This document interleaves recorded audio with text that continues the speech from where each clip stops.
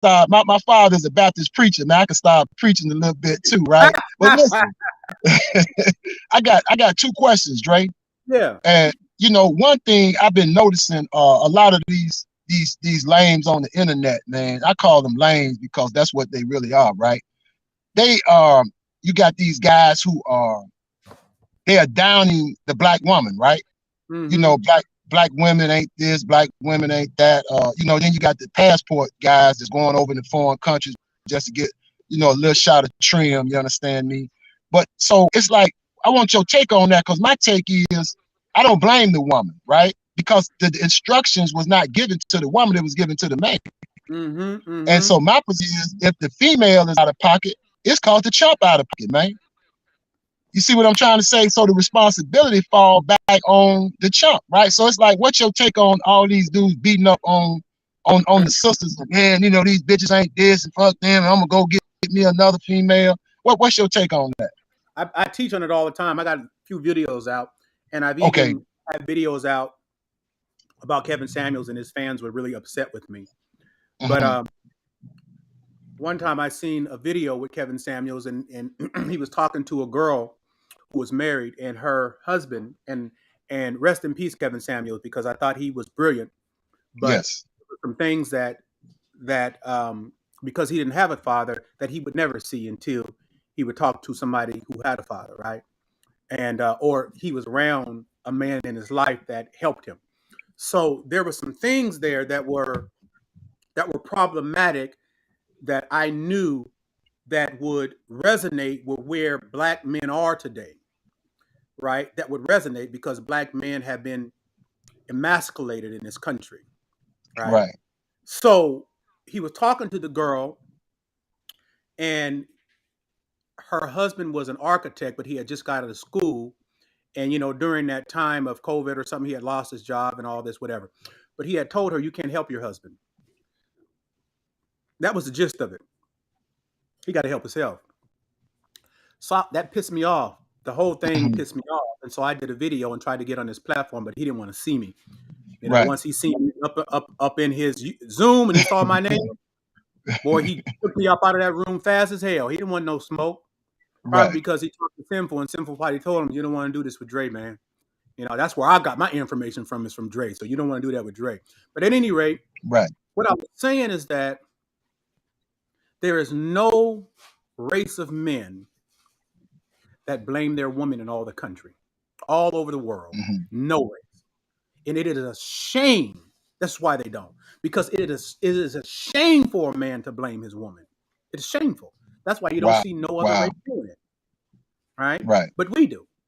But that's a part of that indoctrinated mind we have. That mind that feels less than, that mind that feels inferior, that mind that needs somebody to blame because they don't understand the value of manhood, right? Right. Because the value of manhood is that everything starts with me and ends with me, right? She's just not that Yes, big. sir. She's just not that big, right? It's not even about you. Listen, I went to federal trial. The girl that came to trial, who also came within the last couple of years because they were trying to crucify me in the media, saying that I was trafficking children and all that. Well, she came out the woodwork, went on news, and said, you guys are lying to him. That's not what happened. I lied to him about my age. I mean, she told the truth, right? Right. But let me just say this. A couple years after I got out of the feds, she got in contact with me. I'm so sorry, this, that, and the other, yada, yada, yada. I said, wait a minute. I said, listen, I've forgiven you a long time ago. I said, you're not strong enough to create a problem for me. This is going to go over a whole bunch of people's heads, right? But let me just say, I said, Right. you're not strong enough nor powerful enough to create a problem for me. You have never been the issue. You're just not that big. That's If the right. Most High has allowed a condition to happen to let me go through whatever, then he's allowed that to happen. But this has never been about you, right? But the Right. average African American man, he ain't gonna say no shit like that. But see, I understand her showing up. Listen, let me just say this because I said it earlier.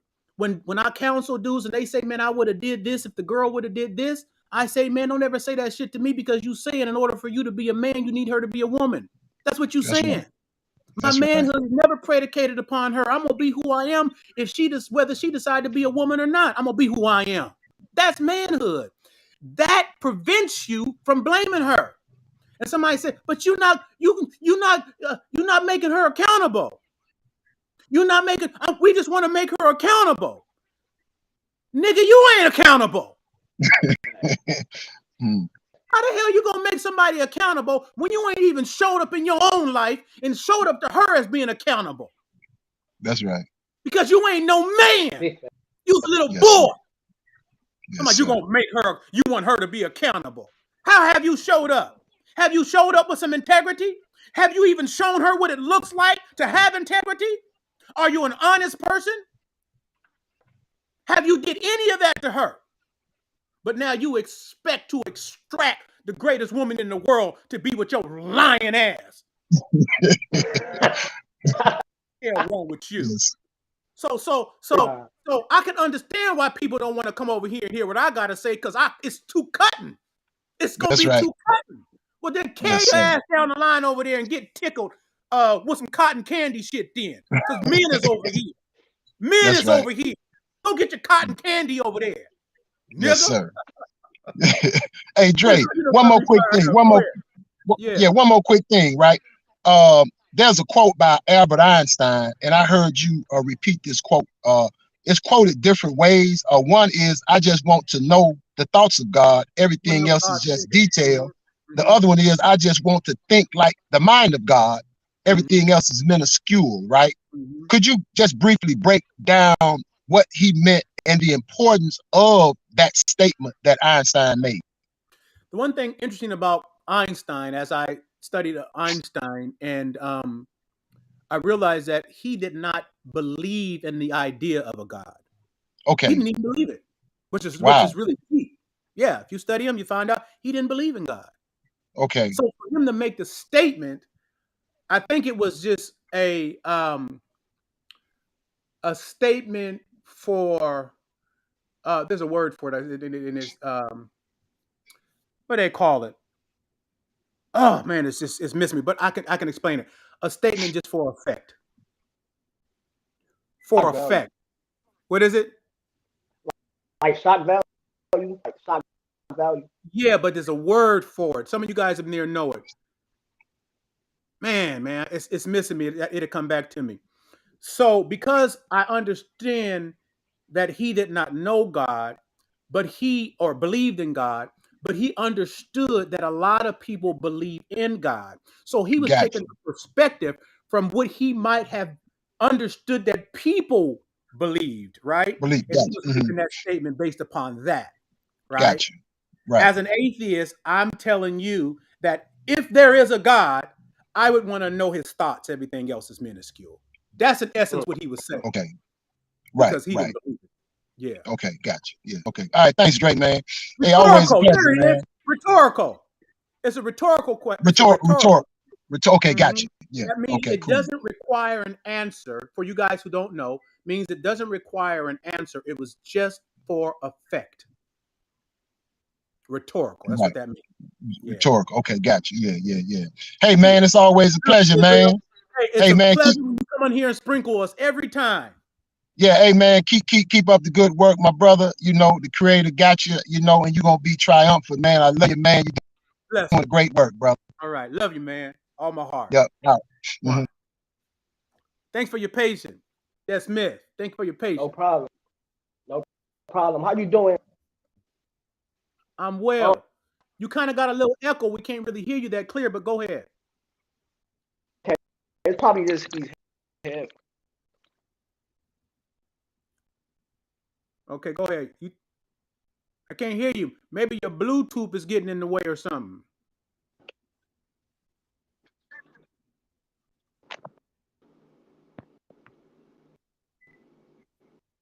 We good now?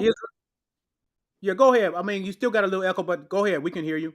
Israel's one of my favorite people in the world. That man is so powerful. I love when he comes on and sprinkle us. Go ahead, bro. I got more saying than a question, but I gotta say was like, you much touched on it when you said like accountability, how we accountable. You get what I'm saying? As a man, and it's like you spoke on earlier like a female. Okay, I'm gonna give you this game. It could become different before you know you are more like you more because when you more held accountable because you know the information, right? So it's like as a black community as a whole, I feel like we fear the game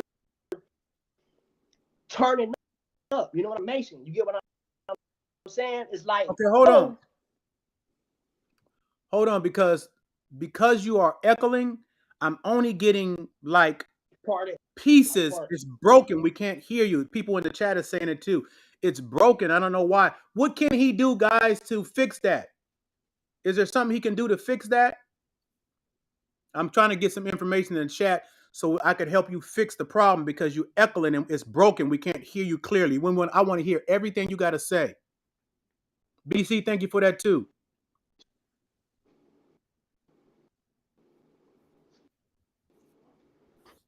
Cry baby ass.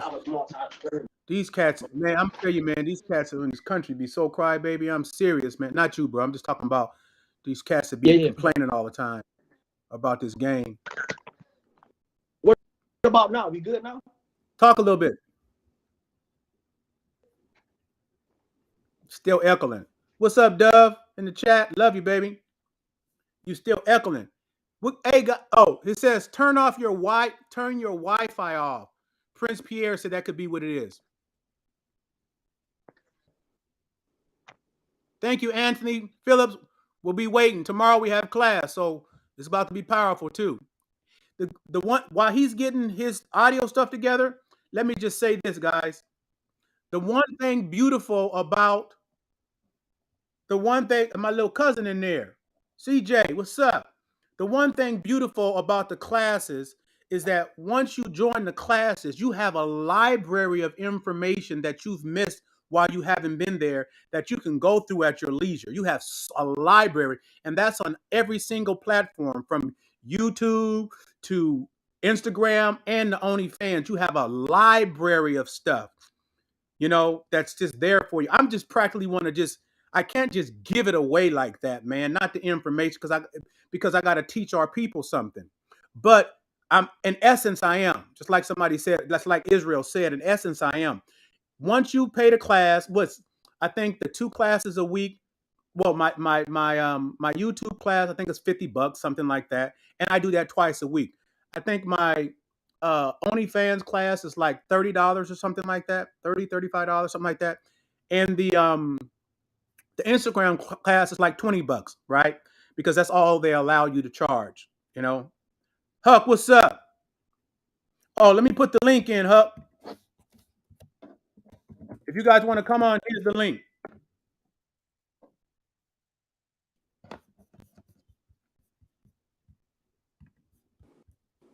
Des Smith, D. We good now? You're still echoing, man. I don't know what it is.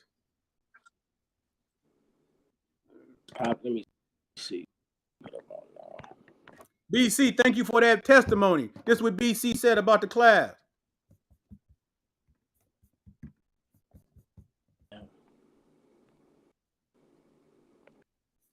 Yeah, that's what's up, BC.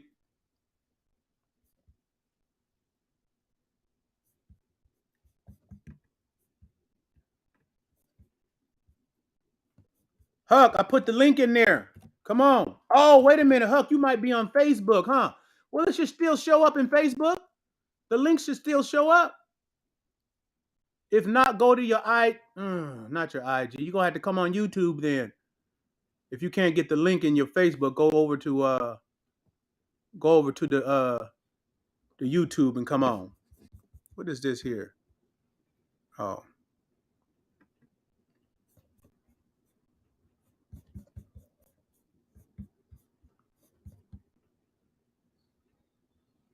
Oh, Dre. Hold on, Huck. What's up, loved one? Man, what's up, Dre? Hey, I look rough, man, but hey, I'm on here though. What's Man, don't up with worry it, about loved one? it. Man, it's good. Wait, hold on. Let me answer this question. I'll answer that after I talk to you. Let me talk to you first, and I'll answer this question. Okay, I'll try to make it quick. Hey, man, so just talking about accountability, right? So in a situation with Memphis, when them black officers killed that black man, my background is from the streets. You know what I'm saying? A lot of my coming up. You know what I'm saying? I've seen stuff like that, unfortunately, happening a lot. And I'm glad at least now it's bringing an awareness to it. But here's my question to you, though. See, when it's a white cop doing it, I think it showcases a problem that's also there, though, right? Mm-hmm. But see, because I'm asking you because you're such an honest man. I know you also know that we have problems ourselves in our community, and it's hard to talk about. Mm-hmm. So I got here late. Did you already give your thoughts on that situation No, in Memphis? that's what the question was I was going to answer. So you right on time, Right man. on time. Okay, this game on time for sure. Let me listen, man. Well, you want me to hop down? I can hop down and listen in the comments. No. So what was the specific question? Well, your thoughts on that? Your thoughts on okay. It was kind of a twofold question. I'll just ask one of them. Accountability. Do you think that if we always constantly assign the burden on white supremacy on them, it kind of like holds us off for having self accountability and just self. I can't think of the word. You know what I'm saying? I know what you're saying. If we are always saying that the problem is white supremacy, but we let ourselves off the hook when we do the same kind of shit. It doesn't give me agency, right? It takes away. That's the word I'm looking for. It takes away my agency as a man in saying like, well, look, I could just fuck off, Dre. What's really the point? Why do people like you go so hard when you could just be like, hey, look, if it's shit fucked up for me, I got somebody to blame. But I don't want to minimize the shit we went through though. So that's my question to you. How do you parse that? How do you separate that? Separate the fact that we've gone through this stuff in this country, but at the same time, a lot of our people are showing up in ways that we're killing each other more than police are killing us, right? Exactly. That's exactly what my question. How are we dealing with that? So let me just say this, man. Because I talk about both, right? Right. So let's get first on the police accountability. Okay. Right. And like I said, I've been the only one to be able to defeat the system when it comes down to policing. Right. You have. And congrats. That's wonderful for it. I got to say that. Yeah. Bless that's God. Big for it. All praise to the Most High. But I'm only saying that to say this. When I came here, and we're gonna go all the way around, we're gonna hit every little thing because I know people. It's a present situation, so we're gonna hit every angle and every point. When I came here, you have to understand that it was our people that were against me, right? Right. They were like, this guy was a pimp from the streets, whatever, but they were against me in every capacity. Not only were they against me because of that, but what I felt could be achieved, we didn't feel like that could be achieved the way that I was operating. Do you understand? Right. Because of that inferiority complex.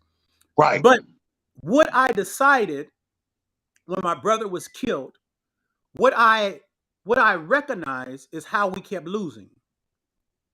All these years, how we kept losing. And I discovered it. And I said, because we are very reactionary people, right? I said, when a situation happens, I've said this before, when a situation happens, when the police kills one of us, there's a reaction. And that reaction could be marching, burning up stuff, breaking down windows, going down, wherever. It could be a reaction. So what happens when that reaction happens is that the narrative, what's the narrative? The police officer killed another unarmed black guy. That's the narrative. That's the hot topic. But guess what? When the community starts doing all that rowdy stuff, we lose the narrative. That heat that police are under, because all the media now is focused on the reaction.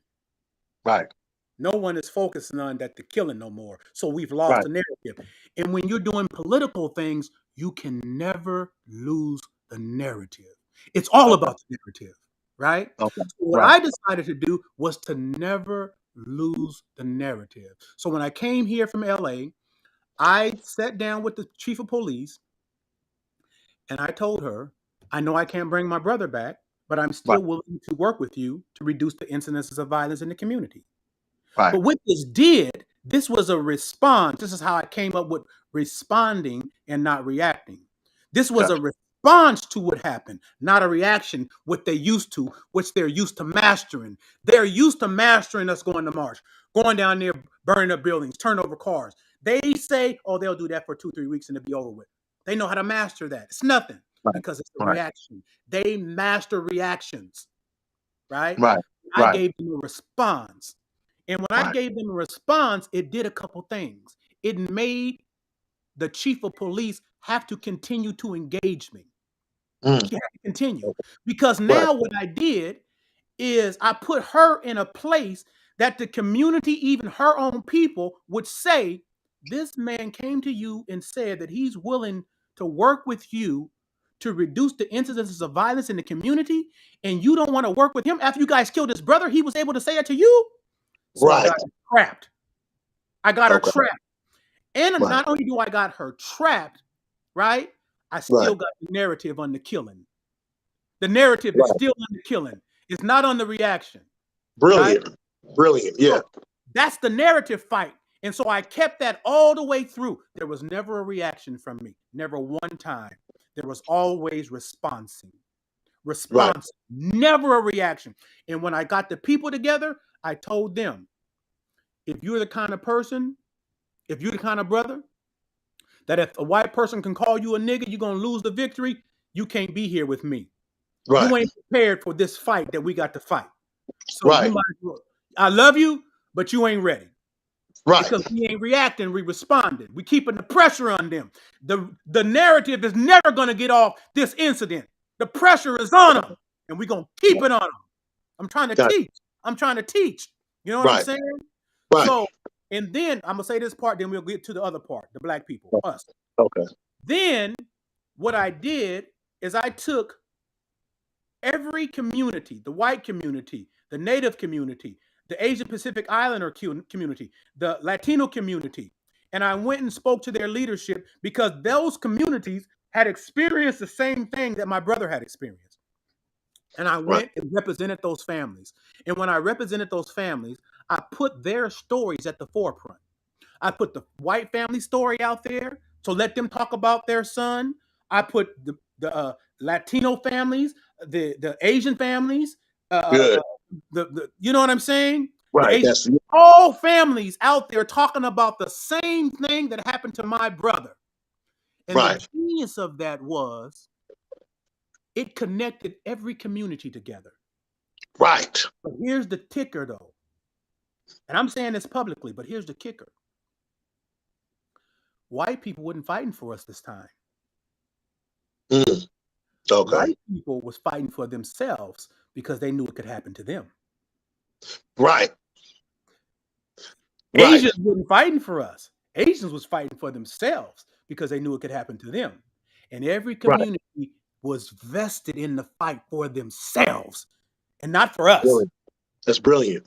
So now I got everybody together, white people, and I'm fighting for white people as hard as I'm fighting for my brother. I'm fighting for Latinos and Mexicans as hard as I'm fighting for my brother. I'm giving marches on for every community. Now I done built power now. Now that's called building power, something that's a real relative thing when you're building an organization from the ground up, right?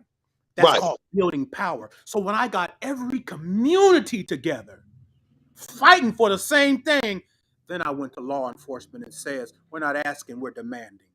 Then we went to all the political powers all over the state. We're not asking, we're demanding. And I could do that. Why? Because I had the power on my side. Brilliant. Brilliant. And we brought them to heel, change the law, lead this whole country in police accountability. Do you understand what I'm saying? Now, if I would have came and I would have said, my people don't support me, and I would have stopped, we would have never got it done. My people talking about me, I knew they didn't understand. I had to show the evidence. I had to show my brilliance and show the evidence. So not only did I bring all those families, we brought 23 different organizations together. The LGBTQ community, because they suffer from police accountability. We brought all these different not only that, but disability rights. People that are disabled suffer Right. from police accountability. 25% of the people that are killed by law enforcement are people that are in a mental health crisis, right? Mm, 25% are in a mental health. So we brought all these different organizations together in addition to the families. So that's how we did that. Okay. So now Yeah. let's talk about Black people. Right. Right? Let me just say before you get to that was brilliant. What you did was so magnificent and brilliant. And my idea of the brilliance is you literally led beyond your pain, like you said. You didn't make it because if you make it seem like white cop killing black person, the narrative is so narrow, the window so narrow that when something Right. like a white person gets killed by a cop or a Latino, you know what I'm saying? You can't infuse that into the struggle. So let me just now go ahead. I just had to put that in there. That's I right, didn't miss the man. brilliance. Hey, you I didn't sharp, miss that. man. You sharp. Because Appreciate what I was teaching is that this is not a Black problem, that this is an Right. American problem. Right. So That's we a fact. elevated it from that being a marginalized voice, right? Right. So before we go to the next, Okay. there's a lot of brothers, quote unquote, in the conscious community that be like, man, I'm only worried about my people, man, and I'm just here for Black people and this, that, and the other. And I always tell them, brother, you don't even hear what the hell you talking about. You don't even hear what you saying and what you sound like. They be like, man, what you talking about, man? I'm here, Black man. I'm here for the Black man. I said, that's obvious about me. But let me explain Right. something why that's problematic, what you're saying. Because what you're really saying is you don't have the capacity to lead all people. You ain't got the brilliance. I said, I come here because I have the capacity as a Black man to lead everybody. Oh, right. I Right. can lead everybody. Black, Right. white, blue, purple, whatever. I got the genius to lead all people. Exactly. I said it like that to them. They was like, "Oh, okay, I understand what you're saying." You can't argue that. There's no argument. There's no argument to that. They can't None. argue that because you're saying that the power lies with us, you know? Yeah. And what you did by having the police accountability, you helped more Black people than a motherfucker would if they only focus on Black. That's the whole genius. Like, Hey. you got us where we needed to be anyway. But go ahead, though. Yeah. Right. So I'm telling them, I'm like, look, man, when you thought the Europeans came to conquer the world, which they conquer 85% of the world, Right. China and the Ottoman Empire was never conquered, but so I said, did you think they came out saying we just gonna go conquer other Europeans? No.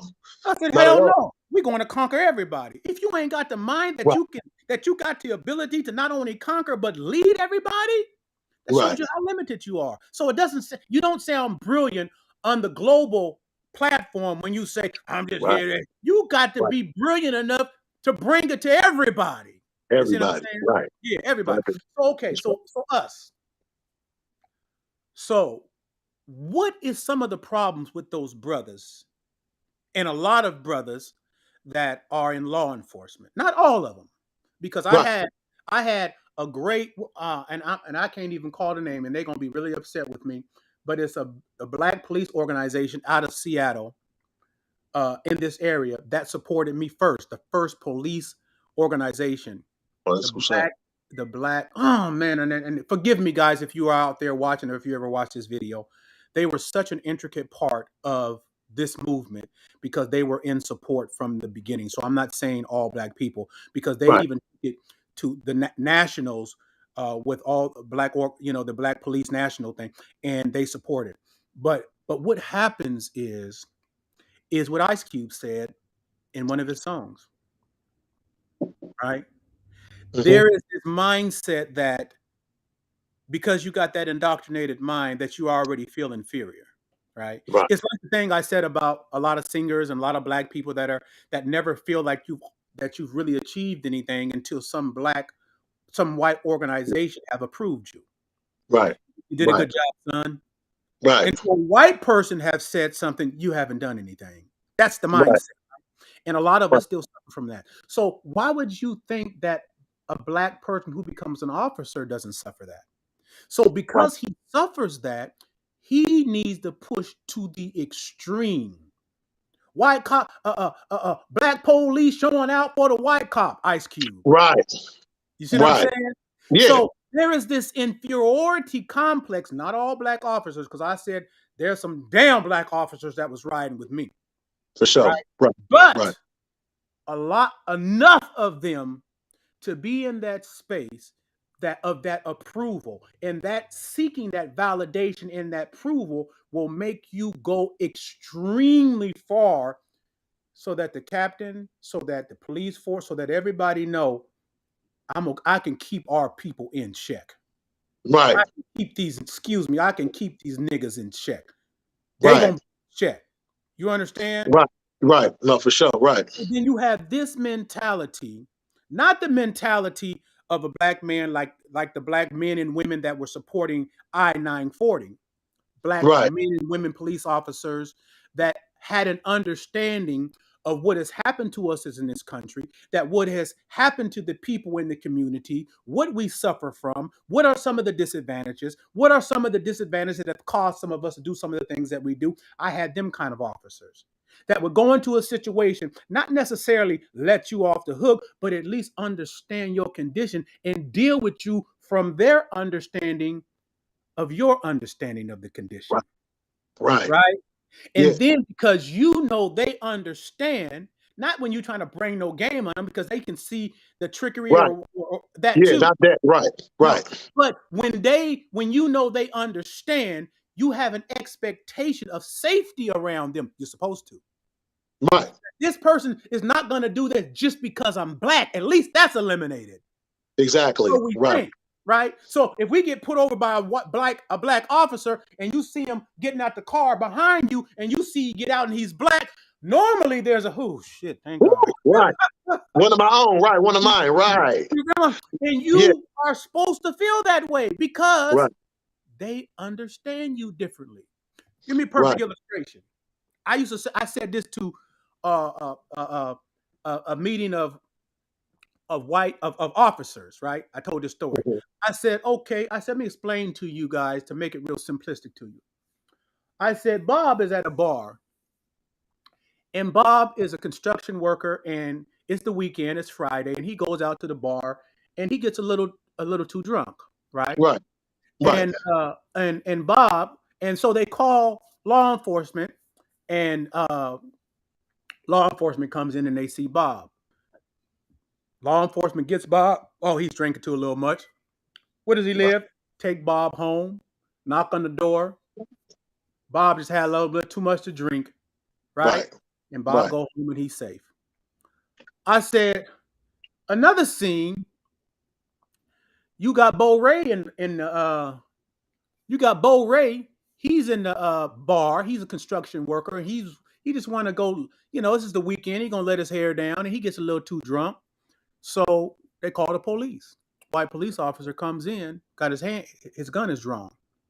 Right. Because he's presented as a threat. Right from the beginning. Right? He might lose his life. Right? Right. And this is what I said. I said, you know the difference? I said, when a white officer goes into a white community and there's an issue, he goes there because he feels with the mindset that the majority of the people in the community are law-abiding citizens. He goes with that idea. And he's just going to remove whatever the problem is that's going on in the community. Right. But when a white officer goes to a black community, he doesn't think that the majority of the people there are law-abiding citizens. That's true. He goes into our communities like the majority of the people there are criminals. Right. Right. Right. So when he goes to our community, do you see the difference in posture? Right. Because the majority of the people in our communities are law-abiding as well. Right. But he doesn't view us that way. Our color has been criminalized. Right. So he goes into our community with the attitude that the majority of the people there are criminals, not to take care of whatever the threat is in the community for all the law-abiding citizens, because everybody in the black community are criminals anyway. You see that? You see, when you start breaking things down like that to people and you start giving the inside of the information where they can understand, do you understand? That's how I was dealing with them. That's how I was dealing with them. When I was having a debate with Mike Solon, who was the president of one of the police unions, right? Right. We were talking about the police killings, right? And Right. I told him, because Mike Solon was saying, well, these are mistakes that happen. These are mistakes. These killings ain't premeditated. They mistakes. So Right. then I said they're mistakes. I said, because I talked to Dan Satterberg, who was the King County prosecutor. He said the same thing to me. And I said, how many times does a mistake have to happen until it becomes something else? Right.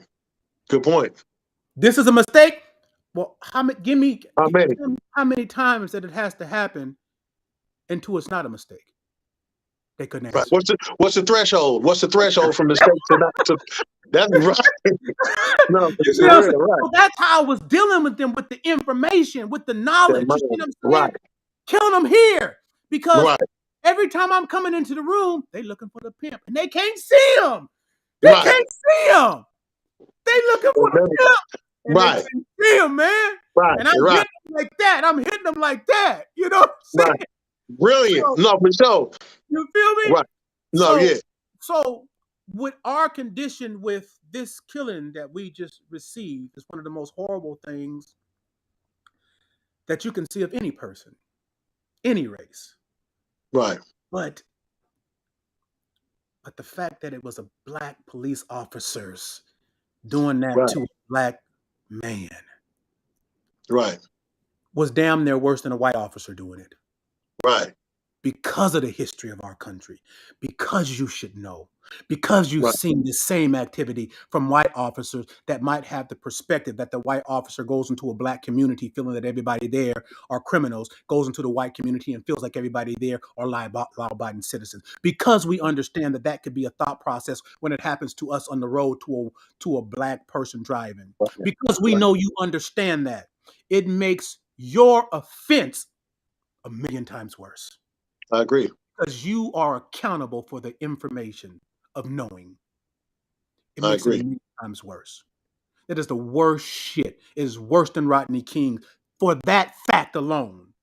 Because Right. you know, because you have had personal experiences in your own goddamn life and you know it. But what you did, because you have such an inferiority complex that you felt you needed to go beyond the pale to become Rambo or Commando Arnold Schwarzenegger. You're going to be the top cop. You're going to show your superiors that you can keep black people in line. You're going to be unrelenting. You're going to laugh about it. You're going to joke about it. Your penalty should even be that more severe if you allowed our people to do the punishing. Right. If you allowed our people to do the punishing, yeah, it would be more severe than your punishment for them. Right. You feel me? Right. I do. Yeah. Hey, Dre, I do. And you know what else? I was in prison, right? And I was talking to, it was like a little program, and we had a discussion. And the discussion was, I think it was brought up that within our community, within the black community, it needs to be a civil war, right? And it sounds crazy and it sounds violent, but it's basically the topic. When you were speaking about jealousy when Nipsey Hussle died, it was one of your most, I could tell the passion in you. You know, you usually don't cuss a lot, but you was very passionate in that one. I think there lingers traces of that in so many of different situations. There's that hate that some of us have. Some of us are trying to be serious. Some of us aren't, you know, and I think maybe not a physical civil war, but at least like I think you call it a separation. You know, there needs to be some kind of separation. I think maybe if we did that a little bit more, those guys can't come back to the community. You know, because when I was in the hood as a young guy, we had two cops. It was called Bigfoot and Flashlight, and it was the same way. You watch the movie about it. They had Officer Friendly. If you watch Boys in the Hood, they had that black officer who was chastising Trey. We seen it, we portray it in our movies because we know it's true. Sometimes it's in there, that insidiousness, and like you said, they want to just be looked at, you know, looked at as superior. So listen, Dre, you know me, I can chop it, you know, from the game, but I'm not going to take up too much time. I want to say this though: you are in a unique position to help our people, and I'm going to tell you why. It's because you've mentioned this already. Your intellect is insurmountable because you're well read. You also have the spiritualness, you know, you can deal with things unseen like they're seen. But also what you have that is going to really separate you is the game, is the aspect that you got that that you know what I'm saying, that shit on you. You know what I'm saying? Nigga can smell it. Nigga from the hood can smell it. And what that does is, I think that's what helped you to be so insensitive when it did happen to you. Yeah, it was crushing when you saw the blow happen to lose your brother. I couldn't imagine. I got all mine. But when it happened, you had to draw from, we've seen some shit in these streets, you know that. And so you were able to still act, whereas people will come with a brick. Well, they're prepared for the brick, but they're not prepared for this brilliant mind, though. Right, So, right. yeah, we used to rule the whole world. It's not a foreign concept. Mm-hmm. So, yeah, I just had to leave you with that. You're in a unique position, because some niggas might have it. Some niggas might be collegiate. A lot of our leaders went to college and everything like that or whatever, you know. But what resonates is, I still think that even with that, you can battle them in that forum because you're well-read. Because in the game, like you said, in the game, it was about niggas was brilliant. We weren't dummies. You know what I'm saying? Niggas have brilliant minds because we're trying to, get into that world. And so I think that's where they're unmatched. And I've noticed that even with myself, is like I can articulate and everything, but what brings me able to reach the masses and the people is they see me as one of them. So let me just say that, Drake. Hey, I applaud you. Everything you said, I'll let you speak because what you're saying is so powerful. But man, everything you said deserves applause, man. Hey, love and you know, I'm gonna let somebody else. I'm gonna hog up the whole time, man. But it's always good talking to you. Love, man. Love, baby. Always. Come on, sprinkle us anytime, man. Man, you sprinkling me, man. For sure. I love one. Man, it's so listen, man. I'm so inspired to see our people, the brilliance of our people, man. It's beautiful, man. Brother, so powerful. Huck, Israel, just a lot of us, man. It's so inspiring, man. And you know, Huck said there needs to be a civil war. Well, there is one going on. We're creating it right now. That's why I always say only a remnant. I'm only dealing with the remnant. I didn't come here for all of us. It's unfortunate, but I didn't. I only came here for the remnant. They that can appreciate the information, but at the same time, I got to put that wide net out and at least explain some of the conditions of our people, if that's mine, and to give us a fight, right? Because like I said, we all think that we think normally. We don't think normally, right? This is not our original minds. So at least I got to give the information out there to give people at least a thought to make people feel like, well, damn, Dre right, man. Then if you can realize that, then that sparks an open portal of your mind. Something opens up and you can begin the fight of evicting. And I always say in my classes, give them back their shit. Give them back their shit. Give them back the way that they think. Give them back what they love. Give them back what they hate. Give them back what they think right and wrong is. Give them back their shit. And then you won't seek their approval so much. And the moment you have self-validation about who you are, who we are, how beautiful it is to be the remnant, the true people of the Most High, the true people of the Most High. And when you don't have to prove it, when the Most High will bring evidence and he will bring the manifestations and he will bring the receipts. Because one thing for certain, two things for sure, I got the receipts. They could say what I'm not all they want, but they cannot discard these receipts. You cannot discard this work that I did. You can't discard this brilliant mind that I used to do it. And I've already told you I got that from the Most High. And yes, my mama was a hoe. And yes, my daddy was a pimp. Right? Because God is not looking our condition like you have taught us to look at our condition. The Lord said to us, to Father Abraham, put him in a deep sleep and told him that your descendants will be taken into a foreign country that is not their own and be enslaved there for 400 years. But then I will punish the nation that have done this to them. So the punishing is not up to us. That's why I don't have a disposition of punishing. I got a disposition of loving my neighbor like I love myself. What does that mean? What does that mean? That means to be fair. That's all that means. Loving your neighbor like you love yourself. That means be fair to every man. And even though they have done what they have done to us, that have never allowed me or made me not be fair. Because I come here as a leader to teach. And so the first thing I want to teach is what my father told me. Don't ever allow them to become your teachers, because you have done the most horrible things to our people, chattel slavery. And And the remnants of chattel slavery lives on into our lives unto this day. That doesn't mean that I didn't fight for somebody because they're white. That doesn't mean that I don't love somebody that's white. That doesn't mean that. I have very genuine friends that I love, that I will go to battle for. Lisa Dugard. That is a woman who I love. She's a white woman. I don't look at her as a white woman. I look at her as my friend. The Langford family, their son, Billy Langford, we fought for him. I love them. You see what I'm saying? There's many relationships I have with many different races because I'm a man that loves. It doesn't stop. It doesn't see a color there. Then because of a color, my love stops. My love is way greater than that. Way greater than that. Right? And like I said, my dad said, don't ever let them become your teachers. So I come here to lead. What that looks like. What does that look like? I don't have a violent bone in my body because I never invested in violence because it was nothing that I looked up to, even though I saw it perpetrated in my communities.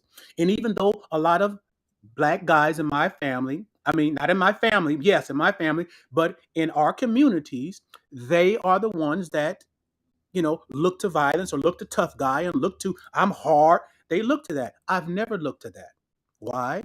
Because the hardest cats in the world have been defeated by this system. The toughest guys in the world have been defeated by the system. The top pimps, the top drug dealers, the top hustlers, the top whatever have been defeated by the system, which lets you know it's not something to invest in. It's nothing for me. So when I grew up, it wasn't that I invested in, but I invested in this right here.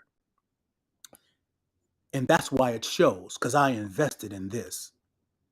I became well read, right? And through experiences with the Most High that birthed in me a knowledge and an information that is foreign to the systems that this country have put in place. The only way to get knowledge, you go through a school system, you go to Ivy League schools, you get education, right? I've always told our people what comes first, the book or the experience. The experience comes first. Even in the Bible, there were men that had experience with the Most High that were written into a book. So the experience is a valuable teacher. And that's how I've learned so much, is through the experiences walking with the Most High. That's how I learned. You feel me? So let me put this.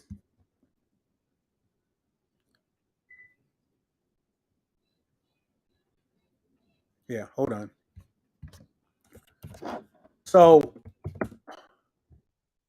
I'll put that up there. Maybe take one more person, and then I'm gonna get off. But at any rate, man, I appreciate all the people that contributed. I'm going to still decide whether I'm going to do Q&A Sundays. I'll see if I don't come on next week, because I decided not to do them anymore.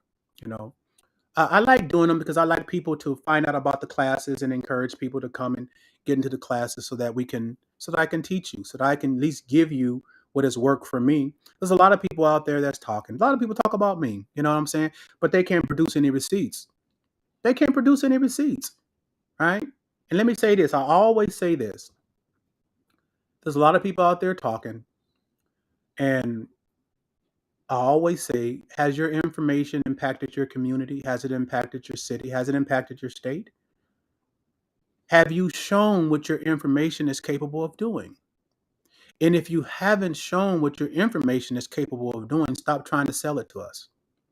At least when I come and talk to you, I can point to and show you what my information has been able to achieve, right? So at least you know there's some factual things about it. I'm not just talking. I'm not just trying to impress you. I'm trying to tell you that I use this to defeat the system of white supremacy. I've used it all my life, right? I use it all my life. I use it in everything. I'm not in the pimp game. I haven't been in the pimp game for years. I've been married this year for 25 years, And for the brothers out there that's still in the game or still in the streets and all that, you don't have to be defined, by your yesterdays. You don't have to be defined by your mistakes or you know what I'm saying? You don't have to be defined by that.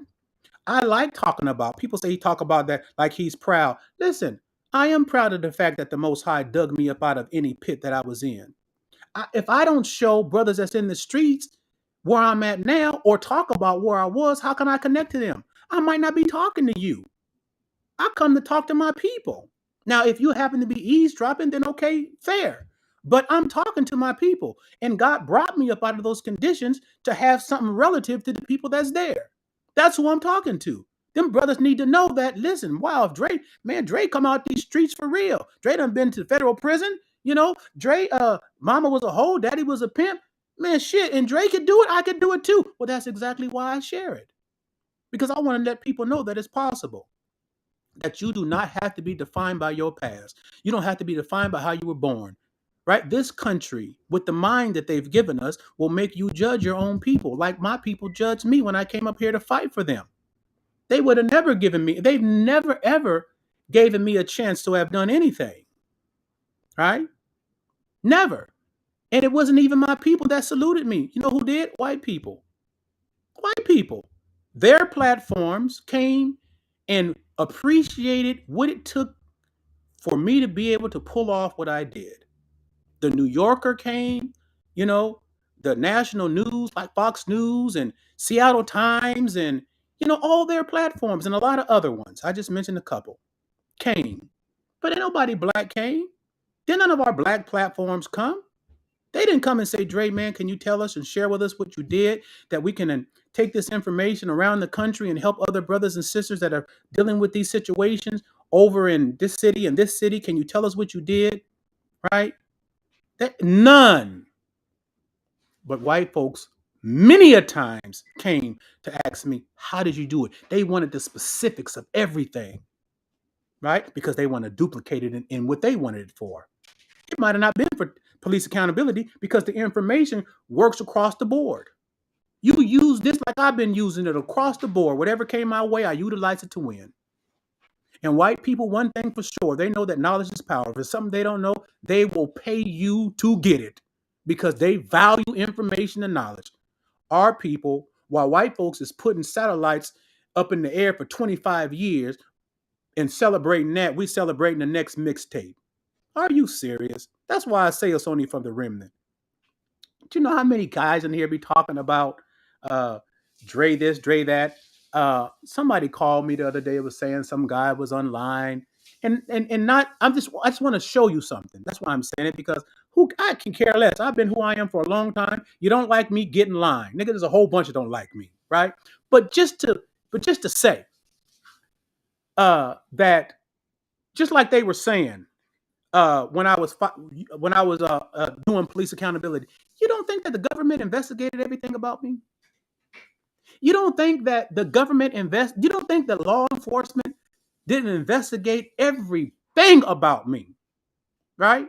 Especially if I was about to get this thing done, you don't think that they investigated everything about me? Of course, way more than what you could. But they still hired me as a street czar, right? And even though they might have tried some tricks by trying to put things in the media like I trafficked children, I'm not saying the police did, but people trafficked children and all that stuff. You know what I'm saying? Because my case had a young girl in it. What was she, 16, 17, 16? Well, I didn't know she was 16. And everybody says that. Everybody says, oh man, I didn't know she was underage. I believe some people did know that a girl that they had was underage. I believe some of them did, but I didn't. But guess what? When they tried to put all that stuff, this girl who's probably now 38, 40 years old, probably 40 years old now, but when she was 38, she came out of the woodwork, went on the news, Fox News, and here in Seattle, and told the people that, listen, I know that the people in these conditions, that a lot of this stuff that you guys are talking about could happen, but that just wasn't my story. And I lied to him. I told him I was 18 years old. She came out and said that on the news. Because the Most High is just that real. Because I did not know that she was underage and wouldn't have sought for her. People say he had many cases of underage girls. No, I didn't. This is one case I had, and I did not know she was underage. And I'm not here telling you that because I want your goddamn fucking approval, or I'm trying to I don't give a fuck about what you think about me. I'm just giving you examples of how people still take things and keep them in the air. You know what I'm saying? That's just how it happens. So For the rest of my life, I might have somebody saying this, that, and the other. I don't care. That it hasn't stopped anything. It ain't stopped me from changing laws. It ain't stopped me from being married for 25 years. It ain't stopped me in my life. It haven't stopped my success. Do you understand? You can spend all their time in the world talking about who I was yesterday. That person's dead. Who I am today. Wait 1 second. William! That's my dude. He painted my dad's picture. William, where you at, man? You ain't on. William, where you at, man? What's wrong with your camera? Dang, man. Tap back in, man, because I'm about to get off. So I'm just saying that, these things happen in life, especially when you're in the streets and, girls come on the street. I mean, it happens all the time. But they don't say nothing about what they done did to our people. How many children they done raped and trafficked. They ain't never even given black people an apology. They quit to try to put the finger on somebody else, but they don't say nothing about how many they done raped and sodomized and killed and murdered, and any desire that they had, they did exact every if you read some of the things that they did, if you do the research, you will literally want to puke. Chattel slavery is the worst shit that the world has ever been introduced to, right? If you went and did research, because they ain't gonna show that on today, they ain't gonna show it.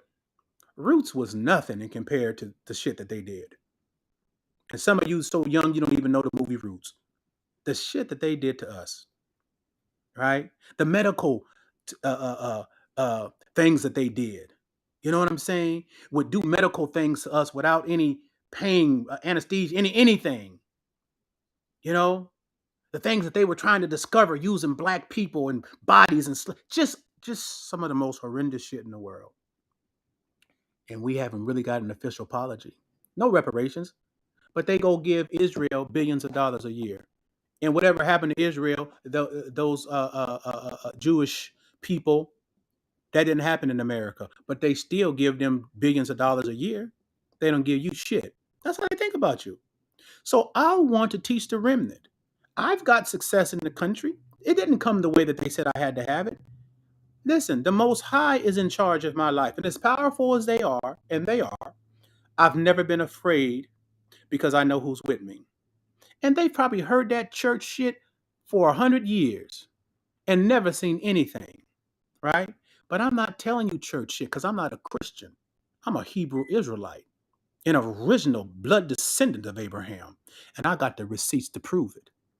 And you will continue to see through my life, because I ain't going to sit here and try to go back and forth to try to prove anything to you. I'm going to bring these receipts to the table. And whatever you got to say, all I'm going to ask you is bring yours to the table too.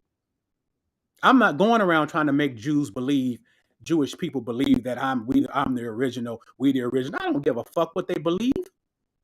God will show them. I'm not trying to make nobody believe who I am. Fuck them.